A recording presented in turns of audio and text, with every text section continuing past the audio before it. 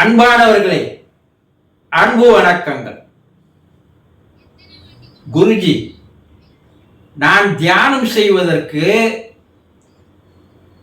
ஏற்ற நல்ல நேரம் எது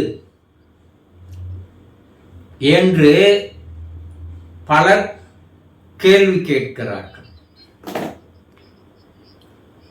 இது தொடர்ந்து தொலைபேசியில் கேட்டு வருகிறார்கள். முதல்ல, தியானம் என்பது ஒரு மத ரீதியான பயிற்சி அல்ல என்பதை தெளிவாக தெரிந்து கொள்ளுங்கள்.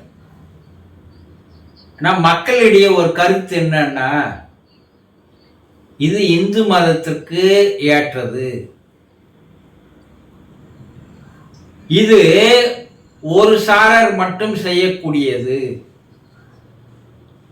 என்ற கருத்து பொதுவாக நிலவி வருகிறது.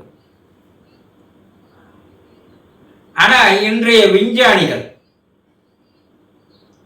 மனவியல் அறிஞர்கள், உளவியல் ஆராய்ச்சியாளர்கள் என்ன கண்டுபிடிச்சிருக்கிறாங்கன்னா, மனிதகுலம் அனைவருக்குமே ஏற்ற ஒரு பயிற்சி, ஒரு கலை, ஒரு ஆர்ட், ஒரு கல்வி என்பதை இன்று ஏற்றுக்கொண்டிருக்கிறார்கள்.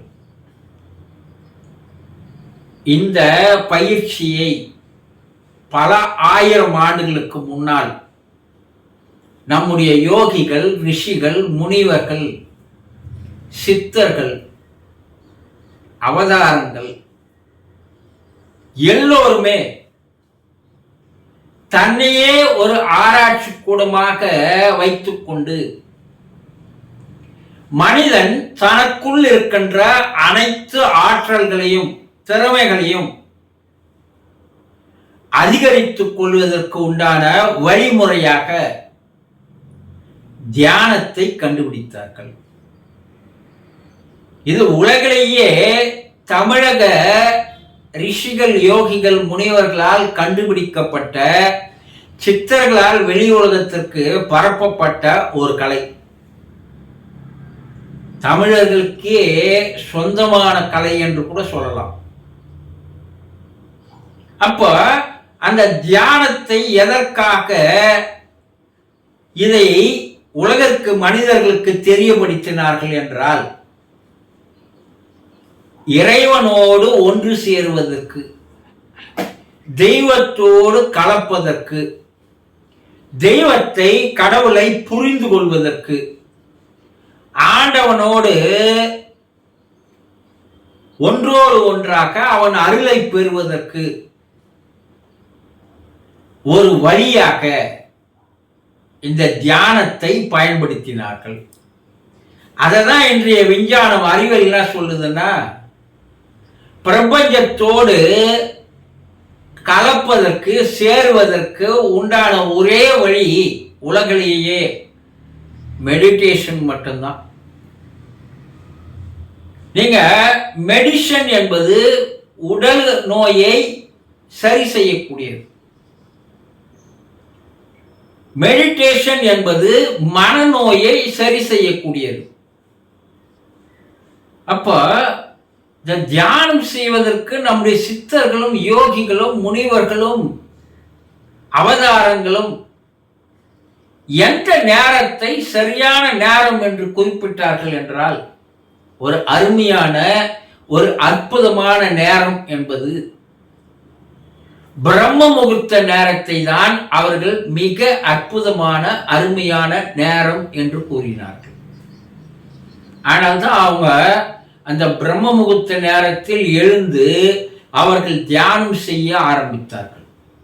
ஆனால் தான் அவர்கள்கிட்ட அளப்பரிய ஆற்றல்கள், திறமைகள், எதையும் யூகித்து உணரக்கூடிய ஒரு திறமை, நடந்தது, நடப்பது, நடக்கப் போவது முக்காலமும் உணர்ந்த ஒரு ஆற்றல், அதே நேரத்தில் அட்டமா சித்துக்கள், அவங்க செய்யாத ஒரு சாதனை இந்த உலகில் இல்லை. ஒரு மனிதனால் இதையெல்லாம் செய்து காட்ட முடியும் என்று நிரூபித்து காட்டியவர்கள் நம் நாட்டு சித்தர்கள். இதற்கு அவங்க சொல்றது என்னன்னா, உங்களாலையும் இந்த திறமைகளை கொண்டு வர முடியும். அதற்கு நீங்கள் செய்ய வேண்டியது தியானம் என்ற ஒரு பயிற்சியை பிரம்ம முகூர்த்த நேரத்தில் அதை தொடர்ந்து செய்து வர வேண்டும். ஏன் அந்த நேரத்தை தேர்ந்தெடுத்தார்கள்? நம்முடைய மன அலைகளானது, மன எண்ணங்களானது செயல்படாத ஒரு அமைதியான பேரமைதியில் இருக்கின்ற நேரம். அதே நேரத்தில் இந்த பிரபஞ்சமும் மிக அமைதியாக இருக்கின்ற நேரம். பிரபஞ்சத்திலிருந்து, வானவெளியிலிருந்து நமக்கு பூமியை நோக்கி வருகின்ற காந்த அலை மிக அதிகமாக பூமியை நோக்கி விழுகின்ற நேரம். இது அமிர்த தாரை என்று சொன்னார்கள். அமிர்த மழை. அப்ப அது கரெக்டா அந்த பிரம்ம முகூர்த்த நேரத்தில் மிக அதிகமாக அந்த காந்த அலையானது, அதிர்வானது பூமியை வந்து சேர்கிறது.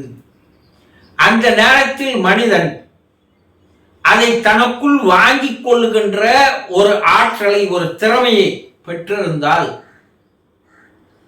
அதுதான் தெய்வத்தினுடைய சக்தி, அதுதான் கடவுள் சக்தி, அதுதான் மகா சக்தி என்று பல பெயரில் அழைக்கிறார்கள்.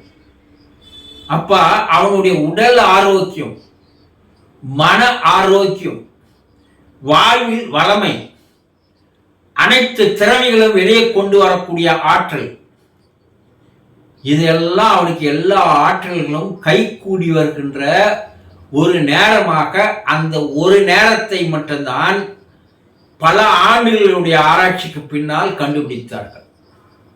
இது மெஞ்ஞான ரீதியாக கண்டுபிடிக்கப்பட்டது என்று சொல்லலாம்.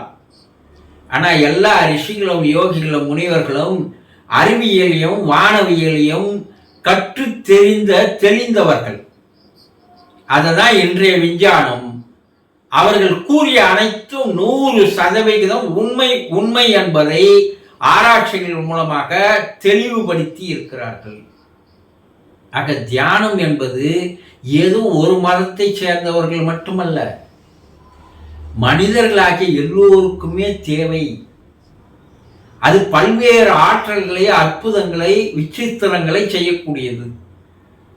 ஆக தியானம் செய்வதற்கு ஏற்ற அருமையான அற்புதமான நேரம் என்பது காலை பிரம்ம முகூர்த்த நேரம் என்பதை தெளிவாக தெரிந்து கொள்ளுங்கள். சந்தோஷம்.